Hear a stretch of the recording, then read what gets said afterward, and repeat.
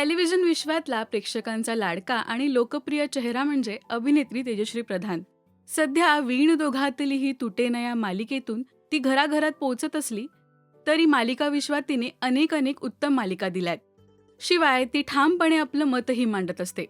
नुकतंच तिने लग्नावर केलेलं एक वक्तव्य चर्चेत आलंय.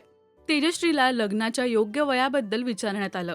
त्यावर ती म्हणाली, आजच्या काळात करिअरला प्राधान्य असल्यामुळे अनेक जण उशिरा लग्नाचा विचार करतात.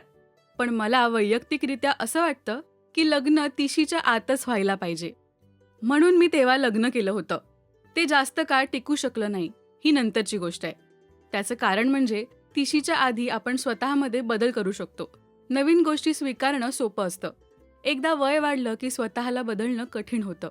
तेजश्री पुढे म्हणाली की आताच्या काळात हे स्वीकारणं सोपं झालंय.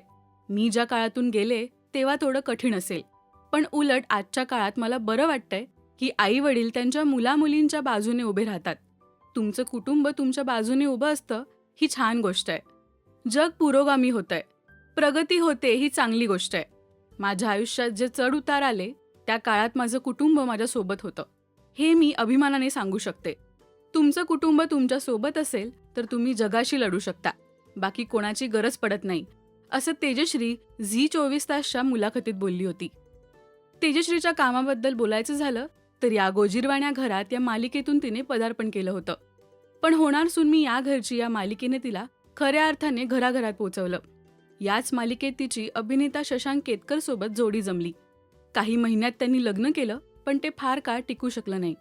पण लग्नाच्या बाबतीत तिचे विचार अजूनही तेच आहेत.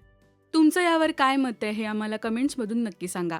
मराठी मालिका विश्वातील बातम्या, अपडेट्स आणि गॉसिपसाठी सबस्क्राईब करा राजश्री मराठी शोबज.